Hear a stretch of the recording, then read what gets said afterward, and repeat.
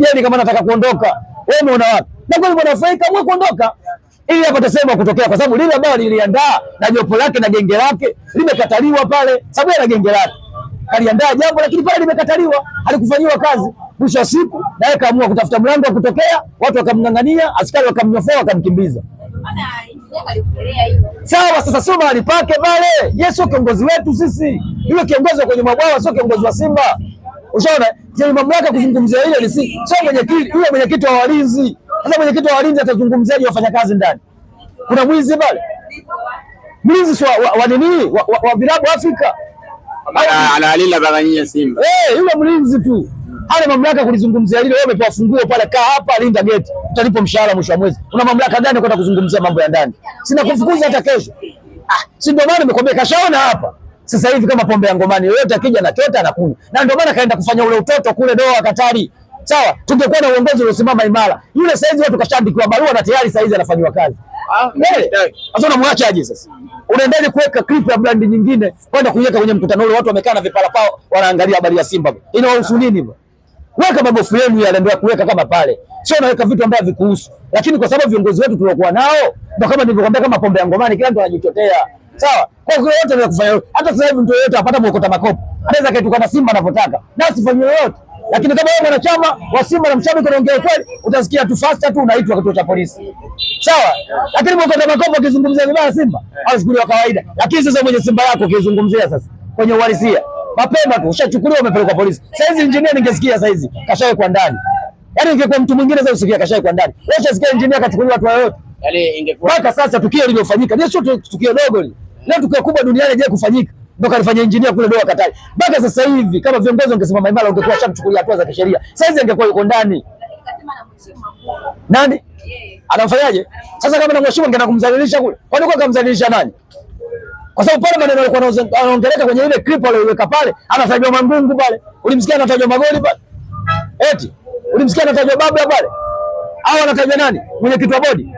Umemsikia anatajwa pale? Amesema kulingana na uhalisia kwamba anaonekana anakosea ni nani. Sasa yeye sio mahali pake pale, na ndio maana kashaona hawa wote familia, ndio maana kaamua kuiweka ile clip ya video. Lakini kwa mtu mwenye akili iliyokuwa sawa sawa, anaamini kwamba hii ni taasisi sawa na inaongozwa kwa utaratibu, asingekubali kuchukua ile tukio kuliweka pale kale alimuhusu. Lakini anajua kwa hakuna kunifanya lolote, kwa sababu kumbe nimewakamata remote ninayo mimi. Sasa na shida gani kati wale wote familia? Na ndio maana unaona kwamba yeye anamheshimu Mangungu, si familia. Kwa nini asimheshimu kati familia? Yaani nimwambie wewe familia, muda utafika ataondoka. Yaani engineer pale ataondoka bila kuaga pale Jangwani.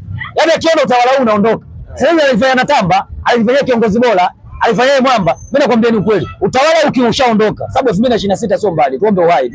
Sasa hivi tumebakisha siku chache kufunga mwaka. Tuko kwenye tarehe 10 na ngapi leo? 17, si ndio?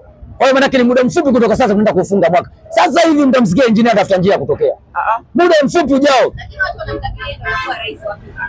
Yule maandamano tucheze kwa rais wa FIFA. Yaani dunia nzima, yaani watu hawana uelewa wa kutosha, yule ndio astahili kuwa rais wa FIFA.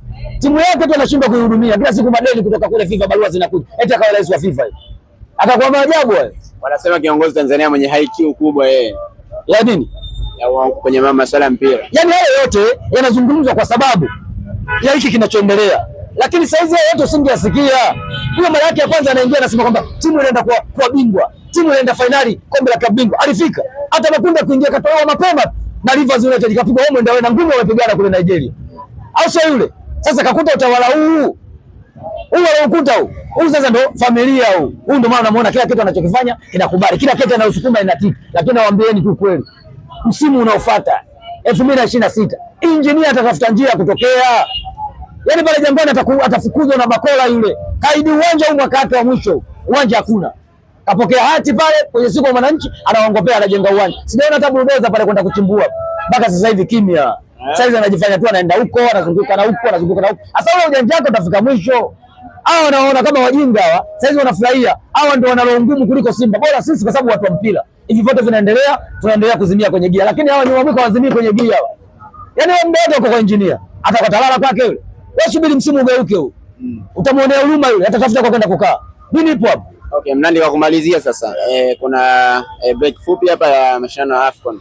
Simba ameenda kupumzika na vilabu vingine vyote vimepumzika. Simba yako iboreshe nini kuelekea dirisha kubwa dogo la usajili, waboreshe upande gani ambako wewe mwenyewe unahisi ukiboresha ubingwa huo?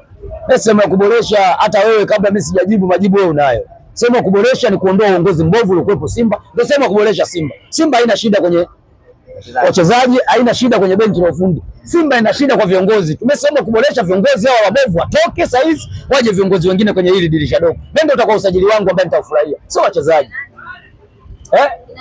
Viongozi wabovu hakuna simjua hapa. Waandishi wa habari wote mnajua, pamoja mnaitoka pale kwenye futari pale. Kwenye supu mnaenda kule mkawasemee mazuri. Lakini mnajua kwamba wanaiharibu Simba ni nani na nani. Mnajua. Sio kwamba lazima tuwataje kwa majina hapa. Mnajua vizuri. Kwa hiyo sehemu yangu ya kuboresha ni hiyo. Huu uongozi mbovu uliokuwepo ambao wenyewe wameita wana majasusi wao, hao wakae kushoto. Wakikaa kushoto kwenye hili dirisha dogo, naamini Simba tutaenda kufanya makubwa. Hakuna shabiki asiyemjua kiongozi mbovu Simba. Tushachoka kuwataja kwa majina. Wasijione kama wafalme kila siku tu wanawataja. Wenyewe wanajijua. Kwa binafsi sio muda tena kuendelea kuwataja. Huu ndio muda wa kusema kuboresha uongozi mbovu, toke ukae pembeni, uachie tu hao waliokuwepo ambao wanaona wanaweza kuimudu Simba kwa muda huu ili waweze kutufikisha mpaka pale kwenye uchaguzi. Lakini huu uliokuwepo sasa hivi hautoshi. Hata akisajiliwa Messi, kasajiliwa Cristiano Ronaldo, Mohamed Salah mlete pale, Sadio Mane mlete pale, Simba haiwezi kufanya vizuri. Kufanya vizuri kwa Simba lazima waondoke hawa ambao wanatoa siri za ndani. Wewe mnakaa ndani mnapanga mipango yenu, jirani anajua, anaenda kutoa taarifa kwenye vijiwe. Sasa nyinyi mtafanya jambo lenu la maana. Watu tushapanga mpango, kesho tukajenge kibao. Mtani kwako adui zako washajua kwamba kesho una mipango kwenda kujenga kibao, utajenga. Wewe utajenga, utaishia kwenye maneno tu. Kwa hiyo mimi naamini kusema kuboresha Simba ni kuondoa hawa majasusi waliokuwa. Ndio shughuli itakuwa imefanikiwa Simba. Lakini hata mlete nani? Kazi bure. Tutakuwa mnatanga maji kwenye kini. Nani? Hiyo Albadili nimestaki kuizungumzia kwa sababu Messi nilohitaji Albadili. Albadili kataja nani? Unajua kuna watu kwanza hawajui nini maana Albadili. Albadili unatakiwa kumsomea mtu ambaye kakufanyia kitu tofauti ambaye humjui. Unamshtakia Mwenyezi Mungu kwa kitu ulichofanywa wewe mtu humjui. Mtu unamjua fulani. Leo unaenda kutafuta mashehe, ukatafuta wanyama usome Albadili na kati alokufanyia maajabu unamuona huyu hapa. Yaani unanichukulia mke wangu na kuona eti nikakusomea Albadili. Kuna nafsi zalika mauti. Shukrani sana. Asante sana.